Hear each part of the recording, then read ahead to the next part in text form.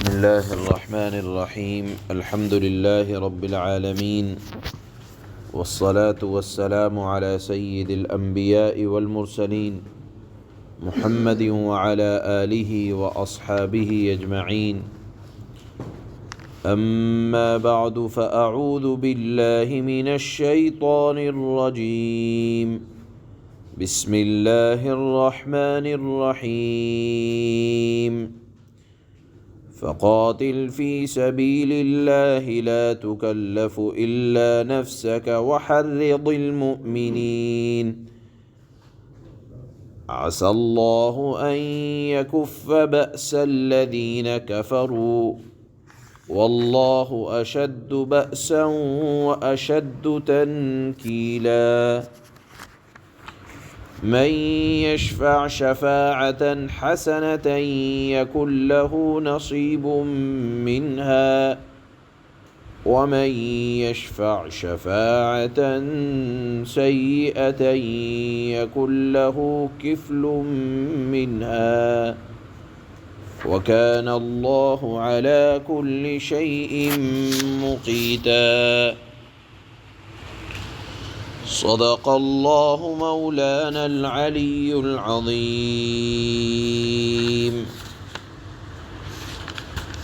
یہ سورہ نساء کا جو مضمون چل رہا ہے، اس میں اس وقت دو آیتیں پڑھی گئی ہیں۔ پہلی آیت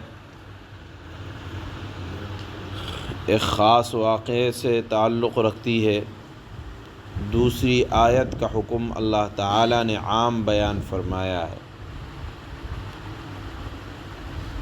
پہلی آیت اس کا خلاصہ جو حضرت عبداللہ ابن عباس رضی اللہ تعالی عنہ نے بیان فرمایا ہے وہ یہ ہے کہ غزوہ احد شوال میں ہوا، اور آپ جانتے ہیں کہ غزوہ احد میں شروع میں مسلمانوں کو اللہ تعالیٰ نے کامیابی عطا فرمائی، اور پھر کچھ دیر جنگ ہو جانے کے بعد اللہ کے نبی صلی اللہ علیہ وسلم کے ایک حکم کے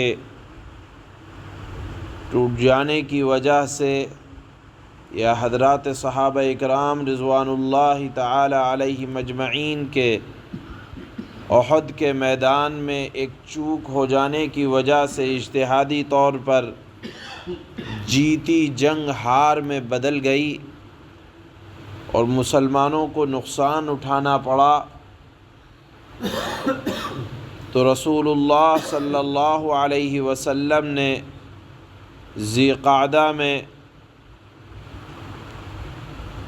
بدر کے مقابلے کے لیے جانا چاہا، تو چونکہ مسلمان ذرا زخمی حالت میں تھے، تو اس وقت کچھ منافقین نے ذرا سا تأمل کیا، تو آپ صلی اللہ علیہ وسلم نے فرمایا کہ اگر کوئی میرے ساتھ نہ جائے گا لیکن میں اکیلا ضرور جاؤں گا۔ اس پر اللہ نے یہ آیت نازل فرمائی فقاتل فی سبیل اللہ، کہ اس ذات کی قسم جس کے قبضے میں میری جان ہے، میں جاؤں گا، ضرور جاؤں گا، خواہ مجھے تنہا ہی جانا پڑے۔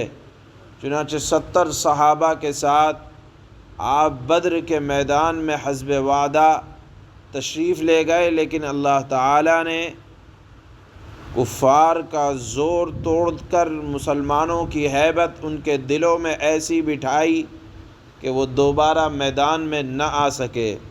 تو یہاں مسلمانوں کو اللہ تعالیٰ نے اس موقع پر جہاد کی ترغیب دی اور فرمایا فقاتل فی سبیل اللہ۔ ایسا نہ ہو کہ اللہ کے نبی صلی اللہ علیہ وسلم تنہا تشریف لے جائیں، مسلمانوں تم بھی جانا اور تم بھی اللہ کے نبی صلی اللہ علیہ وسلم کا ساتھ دینا۔ عسى الله أن يكف بأس الذين كفروا امید ہے کہ اللہ تعالی کافروں کا زور توڑ دیں۔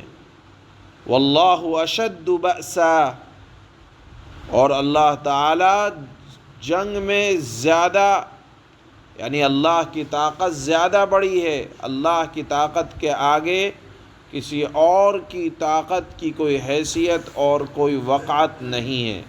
تو یہ آیت، اس کا تعلق خاص طور پر جنگ احد کے بعد جب اللہ کے نبی صلی اللہ علیہ وسلم نے دوبارہ ان کے مقابلے کے لیے جانا چاہا تو اس واقعے سے اس آیت کا تعلق ہے۔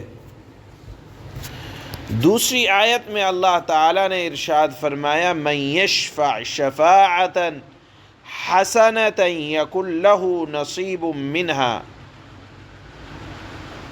ایک عام قاعدہ ہے کہ دنیا میں جب آدمی زندگی گزارتا ہے تو کبھی کسی کو نیک کام کی طرف رغبت بھی دلائی جاتی ہے۔ کوئی تنہا دنیا میں زندگی نہیں گزار سکتا۔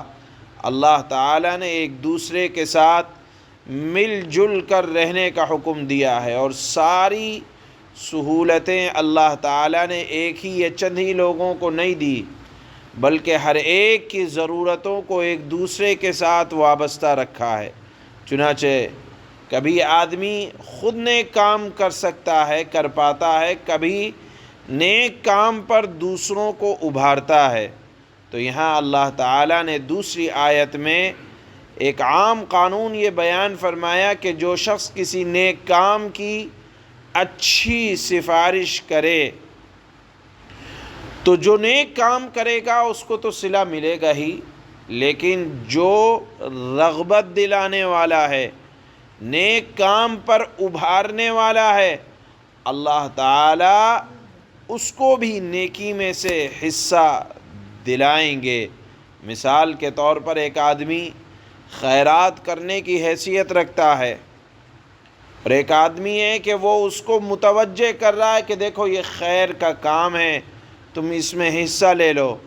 تو جو خیر کے کام میں حصہ لینے والا ہے، ظاہر سی بات ہے اس کو تو ثواب ملے گا ہی، لیکن جو توجہ دلانے والا ہے، اللہ تعالیٰ نے فرمایا کہ سفارش کرنے والے کو بھی اللہ تعالیٰ خالی ہاتھ نہیں رہنے دے گا، اس کو بھی نیکی کی سفارش اور جو ذریعہ بن رہا ہے اس کو اس میں سے حصہ ملے گا۔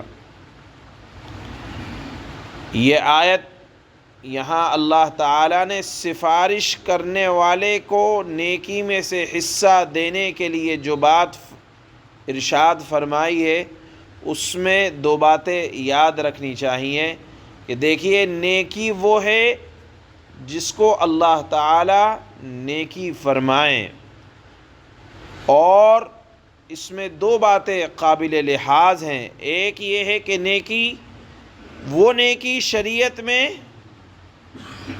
پسندیدہ ہو یا شریعت کے اعتبار سے ہو، اور سفارش بھی شرعی اعتبار سے کی جائے۔ مثال کے طور پر شریعت میں حکم ہے کہ غریب کی مدد کی جائے، بہت اچھی بات ہے، لیکن طریقہ بھی وہی ہو جو شریعت میں پسندیدہ ہے۔ مثال کے طور پر کسی مالدار کو غریب کی مدد کی طرف توجہ دلائی گئی، ظاہر سی بات ہے کہ غریب کی مدد کرنا شریعت میں ایک نیکی کا کام ہے، لیکن جس سے مدد لی جا رہی ہے آپ اس کو اپنے عہدے کا یا اپنی وجاہت کا دباؤ نہیں ڈال سکتے۔ آپ کا کام ہے کہہ دینا، اپنے رتبے کا یا اپنے منصب کا آپ دباؤ نہیں ڈال سکتے۔ مثال کے طور پر آپ مالدار سے کہہ دیں، لیکن مالدار کو مجبور نہیں کیا جائے گا۔ اگر مجبور کر کے کسی کی مدد کا حکم دیا جا رہا ہے تو یہ شریعت میں قابل عمل نہیں ہے۔ آپ کسی مالدار کو مجبور نہیں کر سکتے، کیونکہ ایسی صورت میں یہ ایذائے مسلم ہو جائے گا، اور ایذائے مسلم کی شریعت میں اجازت نہیں ہے۔ دوسری بات یہ ہے کہ وہ نیک کام شرعی اعتبار سے مقصود ہی نہ ہو، مثال کے طور پر آپ نے مدد کے لیے تو کہا کہ فلاں صاحب کی مدد کی جائے، لیکن وہ فلاں صاحب ظالم ہیں اور آپ ظالم کی مدد کر رہے ہیں، تو ظالم کی مدد کرنا شریعت کے اندر نیکی نہیں ہے، بلکہ وہ خود ایک ظلم ہے۔ لہذا شریعت کے اندر یہ بات یاد رکھنی چاہیے کہ جہاں سفارش کا حکم ہے نیکی کے کام میں، تو وہ نیکی بھی ہو، شرعی اعتبار سے نیکی ہو، اور مدد کا طریقہ بھی وہ ہو جو شرعی اعتبار سے۔ دیکھیے اللہ کے نبی صلی اللہ علیہ وسلم نے بھی سفارش کی۔ علماء نے لکھا ہے کہ اللہ کے نبی صلی اللہ علیہ وسلم نے حضرت عائشہ رضی اللہ تعالی عنہا کی آزاد کردہ کنیز، روایات میں جن کا نام حضرت بریرہ آتا ہے، ان کے شوہر حضرت مغیث جو رنگ کے ذرا کالے تھے، اور حضرت بریرہ رضی اللہ تعالی عنہا کا ان سے میل نہ ہوا۔ آپ نے شادی تو کرا دی، لیکن اللہ کے نبی سے سفارش کی حضرت بریرہ نے کہ میں ان کے ساتھ رہنا نہیں چاہتی، میری طبیعت ان سے بالکل آمادہ نہیں ہے ان کے ساتھ رہنے پر۔ حضرت بریرہ نے فرما تو دیا، ادھر حضرت مغیث کا عالم یہ ہے کہ مدینہ کی گلیوں میں روتے روتے پھر رہے ہیں۔ اللہ کے نبی کے پاس بھی تشریف لائے اور فرمایا کہ اللہ کے نبی میری سفارش فرما دیں کہ بریرہ مجھے قبول کر لیں، میں ان سے محبت کرتا ہوں۔ حضرت بریرہ سے اللہ کے نبی صلی اللہ علیہ وسلم نے فرمایا کہ بریرہ آپ ان کے ساتھ رہنے پر آمادہ ہو جائیں۔ حضرت بریرہ نے فوراً فرمایا کہ اللہ کے نبی یہ آپ کا حکم ہے یا مشورہ؟ حضرت بریرہ کے اس سوال پر اللہ کے نبی نے فرمایا کہ یہ میرا حکم نہیں ہے، میری سفارش ہے۔ اللہ کے نبی صلی اللہ علیہ وسلم کے اس جواب پر حضرت بریرہ نے فرمایا اگر یہ آپ کی سفارش ہے تو مجھے یہ سفارش قابل قبول نہیں ہے۔ اللہ کے نبی صلی اللہ علیہ وسلم نے خوش دلی کے ساتھ ان کو ان کے حال پر رہنے دیا۔ یہ ہے حقیقت سفارش کی، جو شرعی اعتبار سے درست بھی ہے، باعث اجر بھی ہے۔ معلوم یہ ہوا کہ سفارش کر کے آدمی بالکل فارغ ہو جائے، اس سفارش کو قبول کرنے پر کسی کو مجبور نہیں کیا جائے گا۔ اگر آدمی اپنے رتبے کا، اپنے مرتبے کا سفارش کرنے کے بعد مجبور کرے تو یہ بالکل شرعی اعتبار سے کوئی قابل قبول یا ثواب کی چیز نہیں ہے۔ اخیر میں اللہ نے فرمایا وَمَن يَشْفَعْ شَفَاعَةً سَيِّئَةً يَكُن لَّهُ كِفْلٌ مِّنْهَا، کہ دیکھو اگر کوئی آدمی کسی برائی کے کام کی سفارش کرے گا تو جو برائی کرنے والا ہے برائی کا بوجھ تو اس پر جائے گا ہی، لیکن ساتھ میں جو برائی کی طرف متوجہ کرنے والا ہے اس برائی میں سے اس کو بھی حصہ ملے گا۔ اور آخر میں اللہ نے فرمایا وَكَانَ اللَّهُ عَلَى كُلِّ شَيْءٍ مُقِيتًا، کہ اللہ تعالی ہر چیز پر قدرت رکھنے والا ہے۔ مقیت کے معنی عربی زبان کے اندر قادر کے آتے ہیں، اور ایک معنی اس کے حاضر و ناظر اور نگراں کے بھی آتے ہیں، اور روزی تقسیم کرنے والے کے بھی آتے ہیں۔ اس جملے کے اندر تینوں معنی مراد ہو سکتے ہیں۔ پہلے معنی یہ ہیں قادر کے اعتبار سے مطلب یہ ہوگا کہ اللہ تعالی ہر چیز پر قادر ہے، عمل کرنے والے اور سفارش کرنے والے کی جزا اور سزا اللہ کے لیے کوئی مشکل نہیں ہے۔ دوسرے معنی کے اعتبار سے مطلب یہ ہوگا کہ اللہ تعالی ہر چیز کے نگراں ہیں، اللہ تعالی ہر چیز کی نگرانی کے لیے حاضر ہیں کہ کون کس نیت کے اعتبار سے سفارش کر رہا ہے، اچھائی کی سفارش کر رہا ہے یا برائی کی، اللہ کو سب معلوم ہے۔ محض اللہ کی رضا کے لیے سفارش کر رہا ہے یا اپنا کوئی مقصد پیش نظر ہے، اللہ تعالی سب کو جانتا ہے۔ تیسرے معنی کے اعتبار سے مطلب یہ ہوگا کہ اللہ تعالی روزی کی تقسیم کا اللہ تعالی خود کفیل ہے، جتنا اور جس کے لیے جتنا چاہے اللہ تعالی قادر ہے کہ سب کو مل کر رہے گا۔ البتہ سفارش کرنے والے کو فائدہ یہ ہوگا کہ اس کو بھی ثواب مل جائے گا۔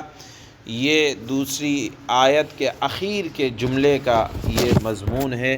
پہلی آیت میں اللہ تعالیٰ نے غزوہ احد میں جب اللہ کے نبی صلی اللہ علیہ وسلم نے بدلہ لینے کے لیے ارادہ فرمایا تو مسلمانوں کو متوجہ کیا کہ اللہ کے نبی صلی اللہ علیہ وسلم کا ساتھ نہ چھوڑنا بلکہ اس میں حصہ لینا۔ اللہ فرماتے ہیں فَقَاتِلْ فِي سَبِيلِ اللَّهِ لا تكلف إلا نفسك وحرض المؤمنين عسى الله أن يكف بأس الذين كفروا والله أشد بأسا وأشد تنكيلا۔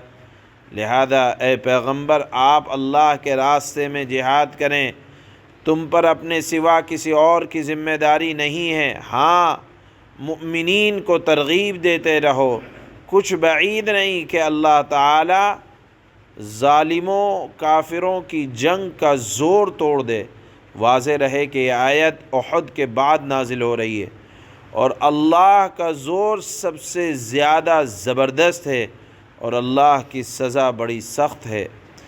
من یشفع شفاعة حسنة یکن له نصیب منها ومن یشفع شفاعة سیئة یکن له کفل منها وکان اللہ علی کل شیء مقیتا۔